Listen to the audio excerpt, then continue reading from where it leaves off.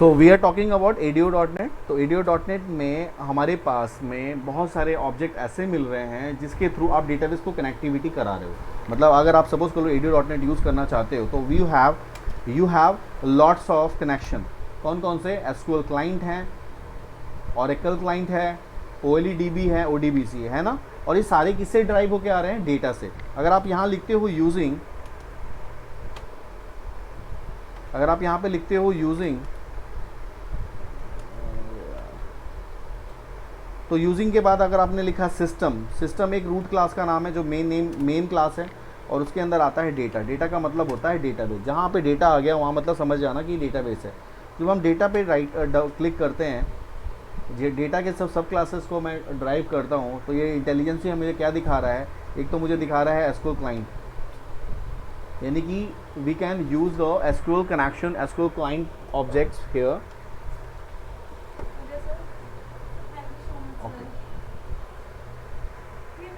कहाँ पे सबमिट करूँ अभी मैं? राजघाट। हाँ, राजघाट में वो जो जहाँ पे हाँ, असाइनमेंट्स वगैरह करनी वहीं पे। Thank you. ओके। सो यहाँ पे क्या है? Using system dot data. Data के बाद अगर आपको SQL कनेक्टिविटी करनी है तो आप SQL क्लाइंट लेते हो। अगर आपको Oracle यूज़ करना है तो आप Oracle क्लाइंट यूज़ करते हो।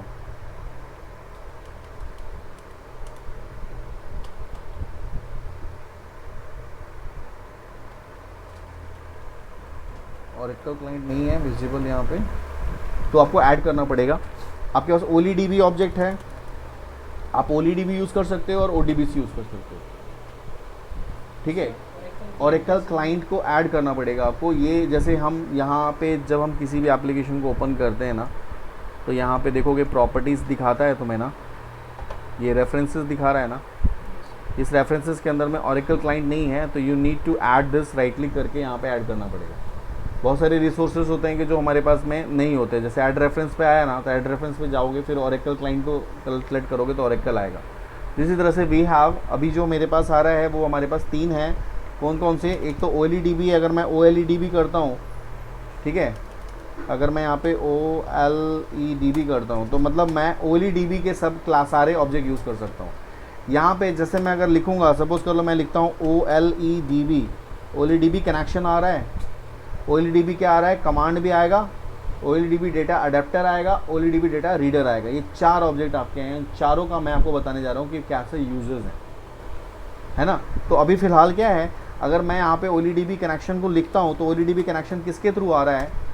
अगर मैं OLEDB कनेक्शन कॉन लिखता हूँ, सपोज कर लो con equals to new OLEDB, तो ये क्या कर रहा है? मेमोरी एलोकेट कर रहा है ना। एक मेमोरी एलोकेट किसके लिए कर रहा है? OLEDB के लिए। इस कनेक्शन के लिए एक मेमोरी को एलोकेट उसने कर दिया। लेकिन जैसे मैं इस नेम स्पेस को यहाँ से रिमूव करूँगा, अगर मैं यहाँ पे इसको कमेंट कर देता हूँ, कमेंट करने के लिए हम डबल बैकस्लैश यूज़ करते हैं। अगर मैंने जैसे कमेंट करा, देखो नीचे एरर आएगा। क्यों? क्योंकि this class OLEDB connection class is derive from OLEDB name space. अगर आप ये नेम स्पेस हटा दोगे तो आपको कनेक्शन का ऑब्जेक्ट नहीं मिलेगा। सो उसी तरह से आपके पास में SQL के लिए SQL क्लाइंट है, तो आप यहाँ पे जाओगे, जाने के बाद आप यहाँ पे SQL क्लाइंट यूज़ करोगे। तो मैंने data.SQL क्लाइंट लिखा, तो मैं ये इस नेम स्पेस को अगर यूज़ करूँगा तो मुझे सिर्फ SQL कनेक्शन के ऑब्जेक्ट ही मिलेंगे। तो मुझे इसके पहले क्या लिखना होगा? SQL कनेक्शन, जो मैंने आपको लास्ट टाइम पे भी बताया था। तो अब जो बेसिकली मैंने आपको बताया, एक चीज़ और यहाँ पे मैंने आपको बताया था कि जो एक क्लास है, ये पूरा का पूरा एक नेम स्पेस है, और इस नेम स्पेस के अंदर में हमारे पास ये एक ऑब्जेक्ट क्रिएट हो गया है ना। तो this is a abstract object. कौन is a abstract object of this class, है ना। दिस कौन is a abstract object of this class. हाँ, एक चीज़ और, ये नेम स्पेस हो गया। पब्लिक आ रहा है, पब्लिक पार्शियल। पार्शियल का मतलब यहाँ पे होता है कि we can use this class as a partial. Partial का मतलब द सेम टाइम पे मैं इस क्लास का क्या है, 2 व्यू हैं।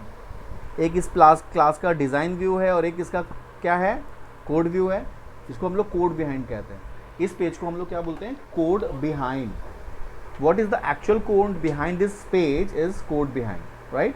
तो वी हैव, अगर मैं ADO.NET की बात करता हूँ, देखो ये मेरे पास ये पेज है, ये डिज़ाइन लेआउट पेज है, और एक ये पेज है जहाँ पे आप इसको कोड पेज कर रहे हो, इसको कहते हैं कोड बिहाइंड पेज। तो ये पार्शली डिराइव्ड है, मतलब ऑन द सेम पेज अगर कोई यूज़र चाहे, डिज़ाइनर चाहे, तो इन द सेम टाइम पे इस पेज पे डिज़ाइन कर सकता है, और मैं इसको यहाँ पे पार्शली इसके कोड भी लिख सकता हूँ। क्योंकि ये अगर मान लो मैं एक रिपोजिटरी सर्वर पे रखता हूँ तो पार्शली मैं मेरे पास में 2 जगहों पे डिवाइड हो गया। मतलब इसका एक अलग से लेआउट ये वाला है जहाँ पे वो पेज डिज़ाइनर अपने पेज को उसको डिज़ाइन करेगा, और जो वो डिज़ाइन करेगा उसके अकॉर्डिंगली मैं यहाँ पे पेज पे कोड कर सकता हूँ। तो ये जो है मल्टी यूज़र के पास में, मल्टी व्यू के पास में एक्सेप्टेबल है, व्यू है, कोई भी यूज़र इसमें कुछ भी चेंजेस कर सकता है। 2 मोड हैं इसके, इसलिए this class is a partial class. Now the class name is a ADO.NET, जो मैंने लिया था क्लास का नाम। उसके बाद देखो तुम्हारा जो क्लास है ना, ये एक स्कोप रेजोल्यूशन ऑपरेटर के थ्रू डिराइव्ड है। मतलब this class is not a parent class, this is a child class, है ना। जहाँ पे स्कोप रेजोल्यूशन ऑपरेटर यूज़ हो रहा है, इसका मतलब क्या है, ये चाइल्ड क्लास है। तो तुमने कहा था सर मैंने तो एक क्लास लिया, कोई तो मैंने मास्टर पेज तो बनाया नहीं है, तो सर ये कैसे यहाँ पे स्कोप रेजोल्यूशन आया, और स्कोप रेजोल्यूशन के बाद जो क्लास का ना आया system.web.ui.page, इसका मतलब क्या है।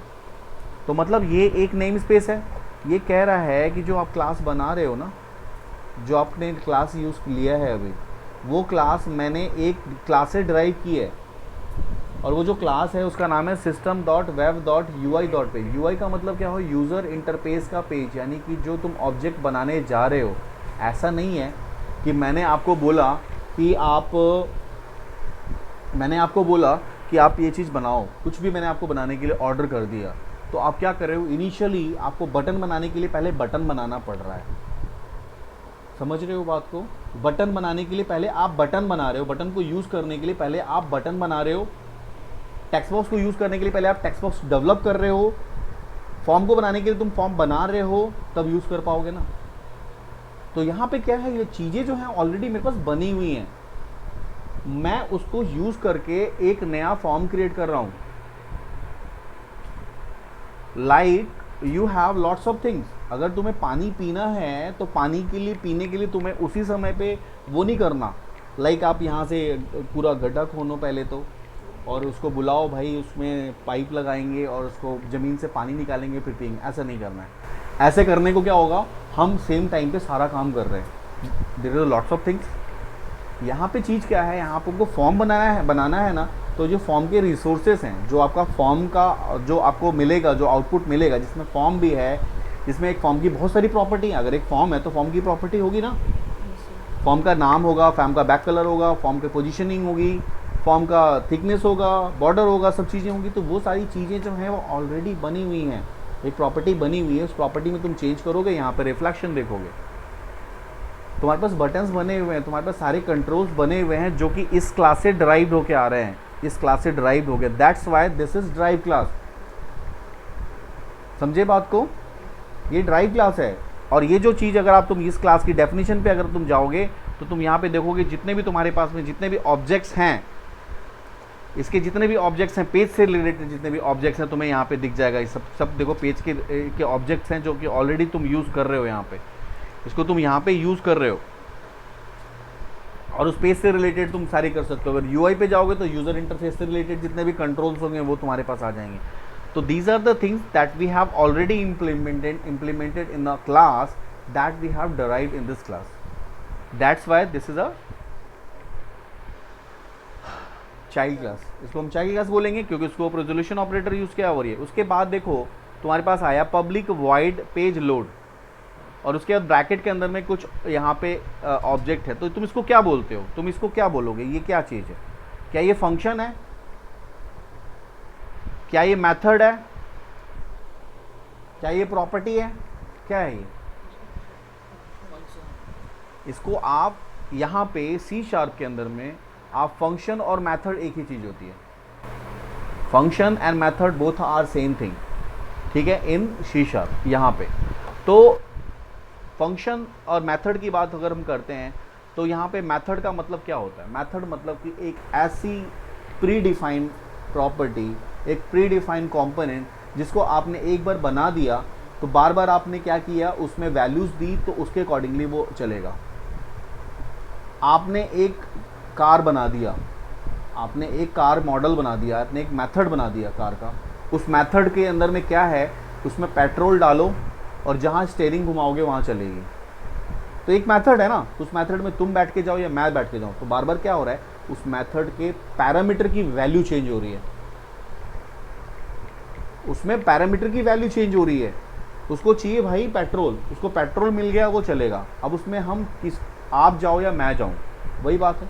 लॉगिन के लिए मैंने एक फॉर्म डिज़ाइन कर दिया, लॉगिन का एक अपने पेज यूआई डिज़ाइन कर दिया, उसमें आपने 2 बटन यूज़ किए हुए हैं, एक बटन के लिए लॉगिन के लिए और एक कैंसिल के लिए। लॉगिन का मतलब क्या हुआ, आप उस फॉर्म को देख के क्या अंडरस्टैंड करते हो, उस फॉर्म को देख के यही अंडरस्टैंड करते हो कि we have to put user email ID and password in text boxes, after that we have to click on the login button, यही अज्यूम तो यही करते हो ना। तो जब आप उस बटन पे क्लिक करते हो तो एग्जैक्टली होता क्या है, जो आपने उस टेक्स्ट बॉक्स में डाला है, जो ये बटन है वो एक क्या है, एक मेथड है। वो एक मेथड है जो आपके भी टेक्स्ट बॉक्स की वैल्यू के, यानी कि आपने अगर एंटर किया है तो आपकी ईमेल आईडी पासवर्ड को भी लेके जाएगा और तुम्हारे भी लेके जाएगा, तुम्हारे भी लेके जाएगा, मेरे भी लेके जाएगा। ऐसा नहीं कि तुमने जब लॉगिन किया तो तुम्हारे लिए एक अलग से फॉर्म खुलेगा, तुम उसी में कर सकते हो, मैं तो कर ही नहीं सकता उसमें, ऐसा कुछ नहीं है ना। अदरवाइज अगर ऐसा होता तो कोई भी इसमें काम कर पाता क्या, नहीं कर पाता। क्यों? क्योंकि हम लोग जो इस आर्किटेक्चर पे काम कर रहे हैं ना, वो इंटरनेट आर्किटेक्चर है, जिसको हम लोग डिसकनेक्टेड बोलते हैं। एक सर्वर है जो कि एक लैब कंप्यूटर है जो कि कहीं पे लोकेटेड है क्लाउड पे, और हम लोग यहाँ से उसको एक्सेस करते हैं। तो ज़रूरी नहीं है कि हम ही वहाँ जुड़े हुए हैं, हमारे ऐसे कई मिलियन लोग जुड़े हो सकते हैं, है ना। हम यहाँ से जुड़े हो सकता है, कोई कनाडा से जुड़ा हो, कोई यूएस से जुड़ा हो, कुछ भी हो सकता है, इंडिया से भी हो सकता है, हज़ारों लोग जुड़े हों सेम टाइम पे। तो हम उसके रिसोर्सेज को ऐसा नहीं कर सकते कि मेरे लिए एक अलग प्रोसेसर वर्क करेगा, जब दूसरा लॉगिन बंदा आएगा तो उसके लिए अलग प्रोसेसर नहीं करेगा, ऐसा कुछ नहीं होता है। यहाँ पे एग्जैक्टली द थिंग इज़ कि आप जब काम कर रहे हो, जब आप इसके अंदर में काम कर रहे हो, तो उसके लिए आपको एक पर्टिकुलर मेथड क्रिएट करना पड़ेगा। तो मेथड इज़ दिस, जिसका नाम है प्रोटेक्टेड। आपको मैंने बताया था कि जो ड्राइव क्लास होता है वही प्रोटेक्टेड यूज़ कर सकता है, यानी derived class can access the property of with the help of protected keyword. अगर ये प्रोटेक्टेड नहीं लिखा होता तो वो कभी भी उसको एक्सेस नहीं करता। क्यों? क्योंकि this is a drive class, this is not a parent class, this is drive class. ठीक है। अब इस ड्राइव क्लास के अंदर में प्रॉपर्टी है, इस पेज की प्रॉपर्टी है जो ऑलरेडी बना हुआ है, उस पेज की प्रॉपर्टी को इंटरैक्ट कर रहा है, इसका नाम है page load. Load page is a name of जो पेज है आपका, and load is a event. और इसके बाद ब्रैकेट के अंदर में ऑब्जेक्ट सेंडर आ रहा है, इवेंट आर्क्स ई आ रहा है। तो ऑब्जेक्ट सेंडर का मतलब sender is a object, E is a object. किसका ऑब्जेक्ट? सेंडर ऑब्जेक्ट का है। ऑब्जेक्ट क्या है? यहाँ पे ऑब्जेक्ट वो है जो तुम यहाँ राइट करते हो। आपने यहाँ पे लिखा रिस्पॉन्स डॉट राइट, आपने लिखा रिस्पॉन्स डॉट राइट, और उसके बाद तुमने यहाँ पे रिस्पॉन्स डॉट राइट के अंदर में एक मैसेज को प्रिंट करा दिया। क्या प्रिंट करा दिया? डबल कोट्स के अंदर में तुमने एक मैसेज को प्रिंट कराया, हेलो, हेलो यूज़र तुमने प्रिंट कराया। तो हेलो यूज़र किसके अंदर गया? हेलो यूज़र का जो object, hello user is a system, एक मेरा सिस्टम है, सिस्टम का एक ऑब्जेक्ट है। यानी कि जो आप इस पैरेंथेसिस के अंदर लिखते हो वो किसके अंदर पास होगा? सेंडर के अंदर, सेंटर के अंदर इनकैप्सुलेट हो जाएगा। और जो इवेंट है यहाँ पे वो लोड इवेंट, वो किसके अंदर इनकैप्सुलेट हो जाएगा? ई के अंदर। यानी जैसे ही पेज लोड इवेंट होता है मशीन के अंदर में, इसके अंदर से 2 पैरामीटर पास होंगे, एक पैरामीटर सेंडर और दूसरा ई। इसका क्या बेनिफिट है? This is called encapsulation. एक एब्स्ट्रैक्ट ऑब्जेक्ट क्रिएट होगा जो बहुत सारी प्रॉपर्टी को इनकैप्सुलेट किए हुए। 2, एक सेंडर और ई। यानी सपोज कर लो तुमने यहाँ पे लॉगिन ऐड बटन की कोडिंग करी है, यहाँ पे लोड की कोडिंग करी है, तो ऐड का जो कोड होगा वो किसके अंदर इनकैप्सुलेट हो रहा है? सेंडर के अंदर। यानी रन टाइम पे अगर कोई हैकर चाहे कि अगर उसकी वैल्यू को मैं हैक कर लूँ कि क्या what the parameter you are passing on the login button click या पे नाउ क्लिक। पे नाउ पे तुम जब क्लिक कर रहे हो तो उससे पहले तुमने क्या डाला है? तुमने कार्ड नंबर डाला है, CVV नंबर डाला है, पासवर्ड डाला है। अगर मैं चाहूँ तो उसको एक्सेस कर सकता है, कोई यूज़र चाहे तो एक्सेस कर सकता है। लेकिन मैं एक्सेस नहीं करने के लिए मैंने बहुत सारी सिक्योरिटी लगाई है, मैंने उसको भी क्या किया, एक ऑब्जेक्ट के अंदर इनकैप्सुलेट कर दिया। डायरेक्टली अगर मैं वैल्यू भेजता, यूआरएल के थ्रू मैं वैल्यू भेजता या जैसे वैल्यू भेजता तो कोई भी उसको इंटरेक्ट कर सकता था, लेकिन मैंने इसको डायरेक्टली वैल्यू नहीं भेजी, मैंने इनडायरेक्टली उसको भेजा, यानी वैल्यू को इनकैप्सुलेट कर दिया। पहले मैंने सेंटर के अंदर कर दिया, फिर मैंने ई के अंदर कर दिया। ई के अंदर उसका इवेंट, क्लिक इवेंट है, वो ई के अंदर चला गया। इस केस में ई के अंदर में लोड गया है ना, और जो कोड हम लिखेंगे वो किसके अंदर जाएगा, सेंटर के अंदर। समझ में आ गई बात आपको? तो उस तरह से प्रॉपर्टी डिक्लेयर होती है। अभी मैं आपकी बात कर रहा था किसके, ADO.NET की बात कर रहा था। तो ADO.NET के लिए मैंने यहाँ पे क्लास ले लिया, किसके लिए, एसक्यूएल कनेक्शन का क्लास ले लिया। तो एसक्यूएल कनेक्शन के लिए जो मैं सबसे पहला जो ऑब्जेक्ट होगा उसका नाम है एसक्यूएल कनेक्शन। एसक्यूएल क्लाइंट के लिए एसक्यूएल कनेक्शन है जो कि कनेक्टिविटी स्टैब्लिश कराएगा। इसका काम क्या है, कनेक्शन को ओपन करना, कनेक्शन को क्लोज करना, कनेक्शन का स्टेट को चेक करना। कनेक्शन का स्टेट क्या है, क्या ये ओपन है या क्लोज है। तो ये सारी जो प्रॉपर्टी होंगी वो कनेक्शन से रिलेटेड है। तो ये कब यूज़ होगा, कनेक्शन ऑब्जेक्ट कब यूज़ होगा, जब आप कोई डेटा को इंसर्ट कराते हो, जब आप किसी डेटा को डिलीट करते हो, जब आप किसी डेटा को गेट करना चाहते हो, जब आप किसी डेटा को अपडेट करते हो। तो आप इन टास्क के लिए तुम्हें फर्स्ट ऑफ ऑल आपको पहले क्या करना होगा, कनेक्शन ओपन करना होगा, अपने टास्क को परफॉर्म करना होगा। Then you have to dispose the connection. Dispose का मतलब क्लोज करना, मेमोरी से एलोकेट करा, जो ऑब्जेक्ट क्रिएटेड है उसको हटाना। तो मैंने आपको पहले ही बताया था, जब हम किसी वेरिएबल को या ऑब्जेक्ट को डिक्लेयर करते हैं वो दो तरह से होते हैं, है ना। एक वैल्यू टाइप होता है और एक रेफरेंस टाइप होता है। तो क्या ये कौन सा टाइप है, क्या ये वैल्यू टाइप है या रेफरेंस टाइप है? क्लास एक रेफरेंस टाइप होता है, ध्यान रखना। ये क्लास है तो class always has a reference type. मैंने कौन के नाम से एक ऑब्जेक्ट बनाया और कौन को मैं यहाँ पे अगर मैं ओपन कर रहा हूँ तो मेमोरी में वो रेफरेंस टाइप में जाएगा, क्योंकि कौन एक बना हुआ ऑब्जेक्ट है ना। तुम भी कौन को यूज़ कर रहे हो, कनेक्शन क्लास को तुम भी यूज़ करो, मैं भी यूज़ करूँगा। हर बारी क्या हो रहा है, उसकी प्रॉपर्टी चेंज हो रही है। क्लास तो वही है तो उसका एड्रेस तो चेंज हो रहा है ना, ऑब्जेक्ट उसके अंदर में जो जा रहा है वो चेंज हो रहा है ना, बाकी तो वो तो क्लास तो वही है ना। तो this is a reference type, जो कि रेफरेंस हमेशा कहाँ स्टोर होता है, हीप के अंदर, हीप मेमोरी के अंदर में। स्टैक के अंदर क्या स्टोर होता है, वैल्यू टाइप। जो वैल्यू टाइप होगा वो स्टैक में होगा और जो रेफरेंस टाइप होगा वो हीप के अंदर होगा। जो call by value, call by reference आपने BCA में भी पढ़ा होगा, ठीक है। तो यहाँ पे हम लोग जो है वो वैल्यू टाइप यूज़ कर रहे हैं और इसके थ्रू हम लोग कनेक्शन की प्रॉपर्टी को यूज़ करते हैं। एक दूसरा ऑब्जेक्ट होता है जिसको हम लोग क्या बोलते हैं, एसक्यूएल डाटा रीडर। सुना है नाम? रीडर का काम क्या होता है, वैल्यू को रीड करने के लिए। अगर मैं यहाँ पे एसक्यूएल डाटा रीडर करता हूँ तो ये एक बेसिकली रीडर एक ऑब्जेक्ट है जो कि सिर्फ वैल्यू को रीड करने का काम करता है। This is a object and this is a class. SQL data reader एक क्लास है। जब ये रीड करेगा तो आपको ये ध्यान रखना होता है कि आपका जो कमांड होगा, क्योंकि रीड आप किसको कराओगे, कमांड को कराओगे। कोई कमांड के अंदर पैरामीटर पास करोगे तभी तो रीड कराओगे ना। जब आप कमांड के अंदर पैरामीटर पास करोगे तो उसको रीड कराओगे, तो उस केस में, रीडर के केस में ऑलवेज एग्जीक्यूट रीडर होगा और या तो एग्जीक्यूट स्केलर होगा।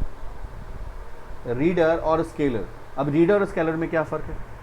जो रीडर होता है वो क्या करेगा, तुम जो भी रीड करना चाहते हो, इंटायर रोज की वैल्यू को, कॉलम्स की वैल्यू को, पूरे टेबल को वो उठा के रीडर के अंदर स्टोर कर देगा।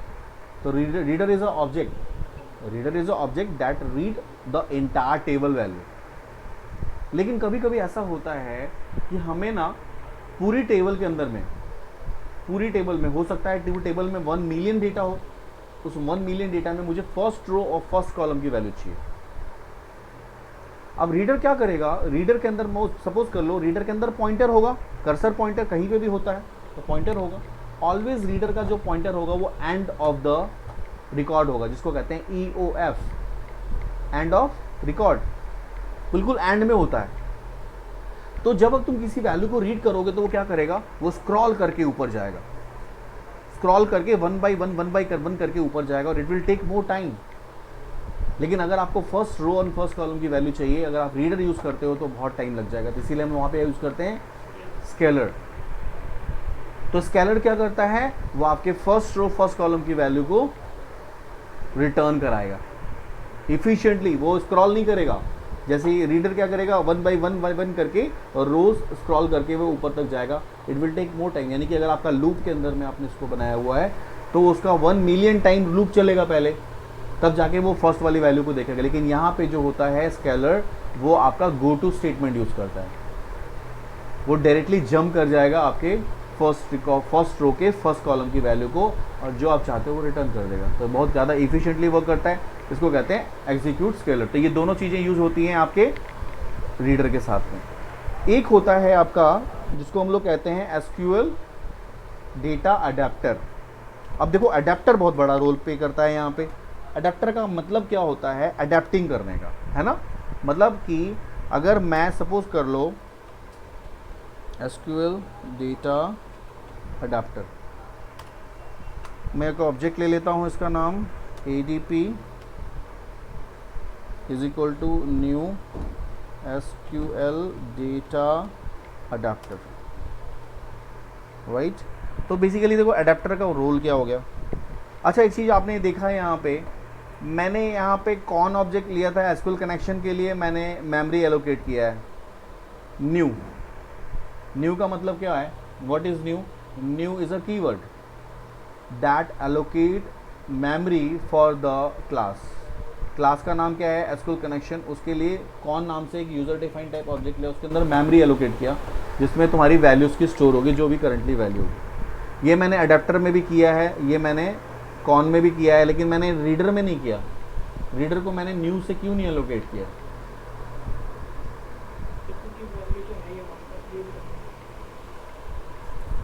वो भी तो क्लास है, SQL कनेक्शन भी एक क्लास है, और ये भी जो तुम्हारा रीडर भी एक क्लास है, और अडेप्टर भी एक क्लास है। तो उसका जब मैंने रेफरेंस बनाया है तो मेमोरी को न्यू की तरह यूज़ किया है, लेकिन यहाँ पे मैंने न्यू क्यों नहीं किया। अगर मैं यहाँ पे न्यू करूँगा तो ये एरर आएगा, शो होने लगेगा, क्योंकि बेसिकली जो रीडर है ना वो स्ट्रक्चर टाइप है, ये स्ट्रक्चर टाइप है, और स्ट्रक्चर टाइप जब होता है तो उसको हम लोग रेफरेंस नहीं यूज़ करते। हीप में होता है ना वैल्यू स्ट्रक्चर, रेफरेंस टाइप किस में होता है, हीप में स्टोर होता है, स्टैक के अंदर नहीं होता। इसकी वैल्यू जो है स्टैक में स्टोर होती है। SQL डाटा रीडर की जो वैल्यू होती है वो स्टैक में शो होती है। This is a structure type and this one is a reference type.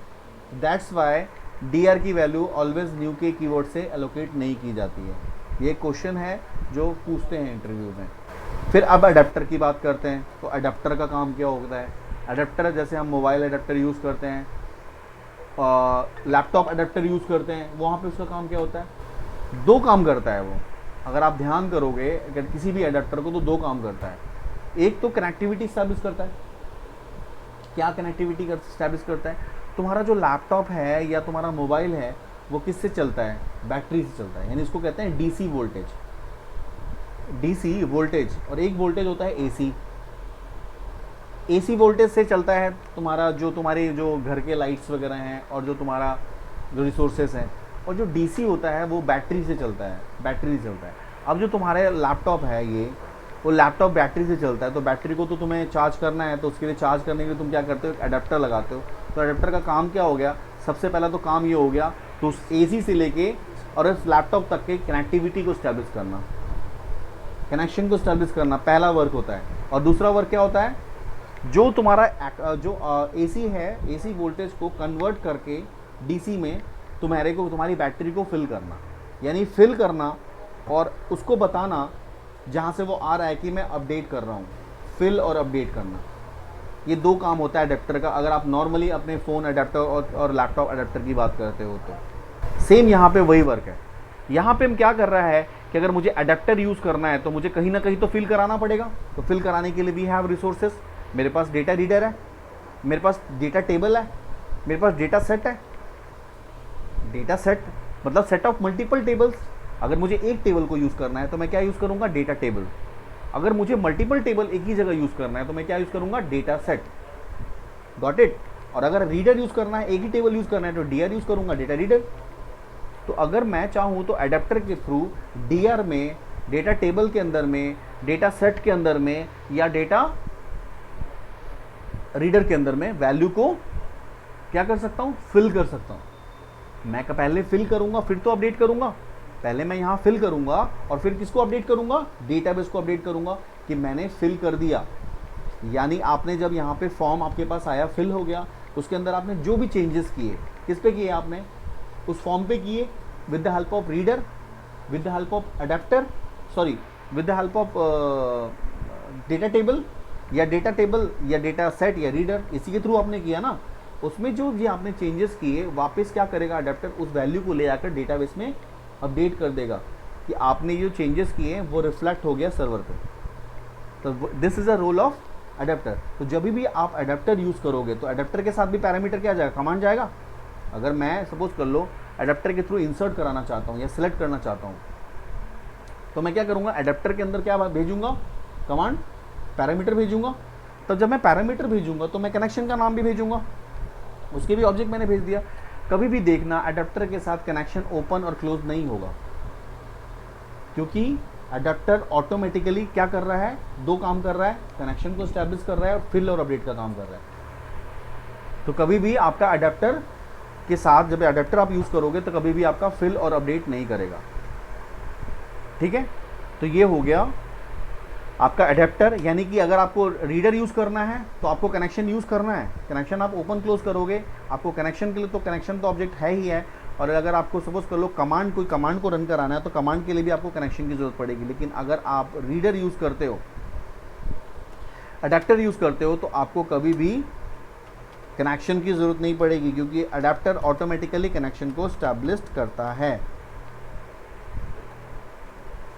SQL command,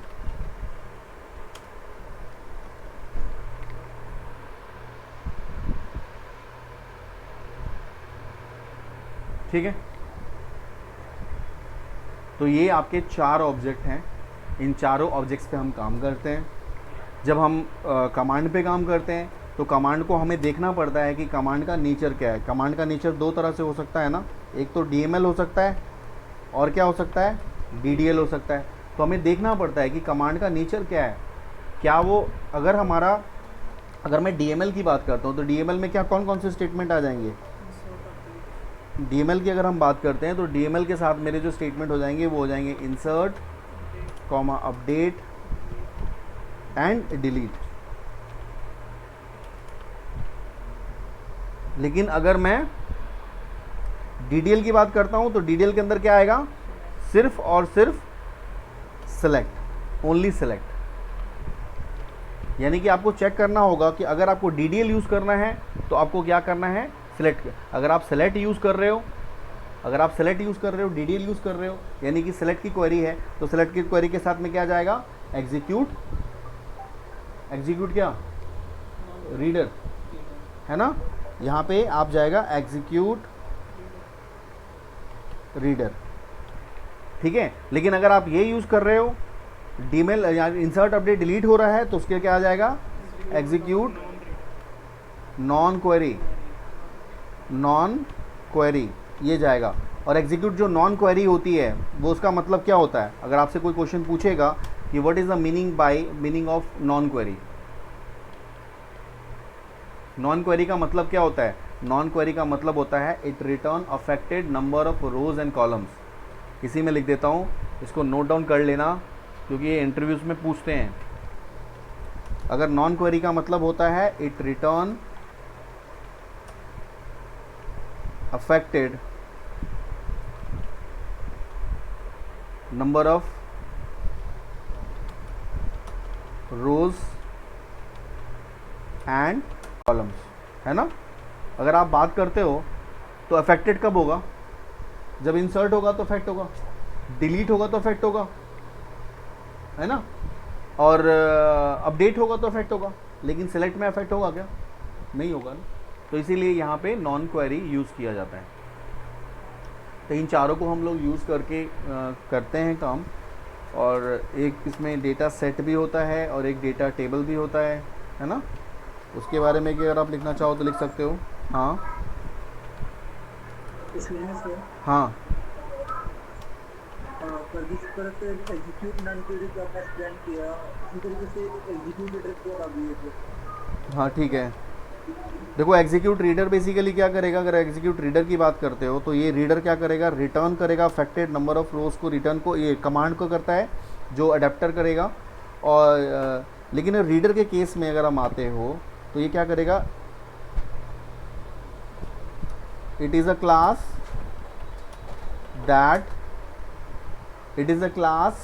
that contains rows and columns, है ना। ये एक क्लास है जिसके अंदर में रोज एंड कॉलम्स को कंटेन करता है। अब ये रीडर क्या है, reader is a value type, it is value type. ये रेफरेंस टाइप नहीं होता, इसीलिए न्यू कीवर्ड इसके अंदर हम नहीं यूज़ करते हैं। और क्या होता है इसके अंदर में, और जब रीडर हम यूज़ करते हैं एग्जीक्यूट रीडर, तो हम देखते हैं कि जो मेरा जो कमांड होगा एग्जीक्यूटर का, रीडर का कमांड जो होता है वो क्या होता है, एग्जीक्यूट रीडर, ओनली रीडर होगा।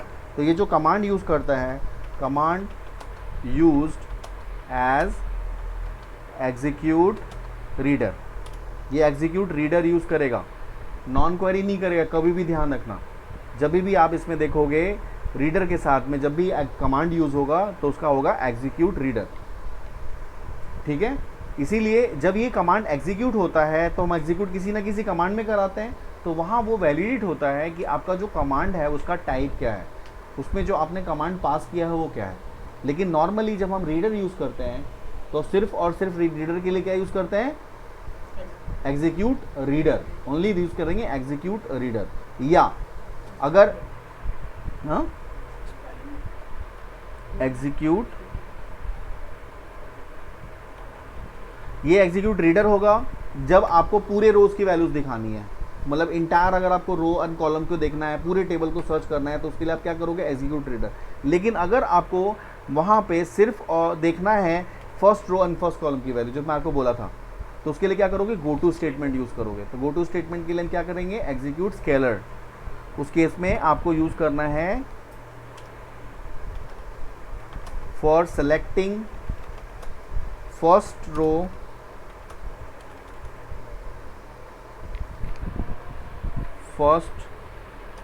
Row column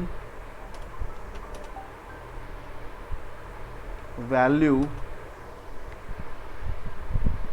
we can use क्या, एग्जीक्यूट स्केलर,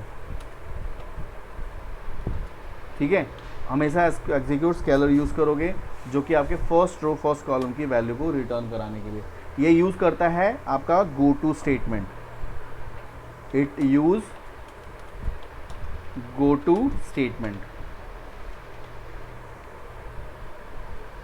लेकिन जो एग्जीक्यूट रीडर है वो नहीं करता गो टू स्टेटमेंट, वो क्या करेगा, लाइन बाय लाइन स्क्रॉल करेगा, 1111 करके लाइन बाय स्क्रॉल करके वो फर्स्ट, अगर 1 मिलियन रिकॉर्ड है तो हमेशा वो एंड ऑफ फाइल पे रहेगा और बिगनिंग ऑफ फाइल पे जाने के लिए इतनी बार 1 मिलियन टाइप लूप चलेगा, उसके बाद वो फर्स्ट पे जाएगा। It will take time. तो हम देखते हैं कि कहाँ कहाँ पे उसकी ज़रूरत है, हम वहाँ उसको यूज़ करते हैं, जहाँ इसकी ज़रूरत होगी इसको यूज़ करते हैं, ठीक है। क्लियर है सारी चीज़ें। ये जो मैंने आपको बताया वो इंटरव्यू के पॉइंट ऑफ व्यू से होता है, पूछता है। तो जैसे जैसे आप इसको देखोगे, इसको जब लिखना भी बहुत ज़रूरी है, ये नहीं कि सिर्फ आपने प्रैक्टिकली पे ज़्यादा ध्यान देना है, आपको अपने नोट्स भी बनाने हैं। क्योंकि अगर ये प्रैक्टिकली का चीज़ अलग होता है, नोट्स का पार्ट अलग होता है। जब आपका बेसिक फाउंडेशन अच्छा होना चाहिए, ठीक है, आपके ऊप्स के कॉन्सेप्ट सारे अच्छे होने चाहिए। ऊप्स में कहीं भी जितना भी मैंने आपको अभी तक पढ़ाया है ऊप्स के लिए से रिलेटेड, वो सब चीज़ें आपको आनी चाहिए। ये ना हो कि आप ऊप्स के लिए आपने सर, हाँ चलो सर ने तो पढ़ा ही दिया और मेरे को एब्स्ट्रैक्शन होता है क्या मुझे पता है, आई नो कि how to implement abstraction, but you don't know definition about the abstraction, तो आप वहाँ पे नल एंड वॉइड हो जाओगे। ध्यान रखना, क्योंकि आपका जब फर्स्ट राउंड होता है आपसे वो सिर्फ और सिर्फ आपसे एक्सपेक्ट ये करता है, क्योंकि वो टेक्निकल बंदा नहीं होता जो आपका फर्स्ट राउंड लेगा, वो नॉन टेक्निकल बंदा होता है। उसको सिर्फ पता है कि ये डेफिनेशन ये लिखा हुआ है मेरे पास में, सामने वाले ने अगर बोल दिया उससे मिलता जुलता मिला तो ठीक है, नहीं तो मैं उसको रिजेक्ट कर दूंगा, समझे। क्योंकि हर का एक अपना काम होता है ना, टेलीफोनिक इंटरव्यू तो कौन लेगा, वो जो वहाँ पे जो रिसेप्शन पे होते हैं वो नॉर्मली वही लेते हैं फर्स्ट राउंड, जो ज़्यादा टेक्निकल नहीं होते, तो उनको ज़्यादा पता नहीं है इंटरनली। आपने बताया हाँ सर एब्स्ट्रैक्शन आई नो कि कैसे अचीव करते हैं, मैंने बहुत सारे प्रोजेक्ट बनाए हैं इसमें इनकैप्सुलेशन एब्स्ट्रैक्शन अचीव किए, तो बस दैट्स। तो you have to prepare those things also. ऐसा नहीं कि हम आगे की तरफ बढ़ रहे हैं, हमने आज लिंक्यू कर लिया, हमने आज radio.net पूरा ख़त्म कर लिया, तो हम पुरानी चीज़ों को भूल जाएं। You have to prepare those things also because those are very important in your life, those are very important. हर एक कंपनी का काम अलग अलग होता है, कोई एक जैसा काम नहीं करता। वो हम तुम्हें सिखाएगा, तुम्हारे को सिर्फ देखेगा बेस, तुम्हारा बेस परफेक्ट है, तुम्हारा कॉन्सेप्ट क्लियर होना चाहिए, दैट्स इट। काम उसको कराना है ना, उसके लिए तुम्हें 15 दिन की ट्रेनिंग देगा और फिर वो कहेगा ये काम मुझे कराना है, करना है तुमसे, ये देखो ये कराना है। अब जैसे कल अंशुल का हुआ, अंशुल को MVC कोर के बारे में कुछ नहीं पता, बट उसको कोर में काम करवाएंगे।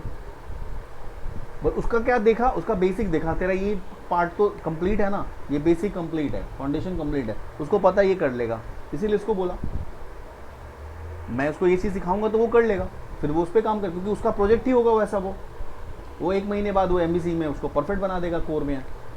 तो हर एक चीज़ का एक स्टैंडर्ड होता है, बट आपको देखना है अपना जो फाउंडेशन है उसको कभी नहीं भूलना है। तो स्टार्टिंग की जो भी क्लासेस हुई थी हमारी, उसको आप एक बार रिवाइज करते रहना, हफ्ते में एक बार निकाल लिया, पढ़ लिया, डेटा टाइप्स क्या होता है ना, पब्लिक एक्सेस स्पेसिफायर्स क्या क्या हैं, और आपके ऊप्स इज़ वेरी इंपॉर्टेंट। हाँ ठीक है,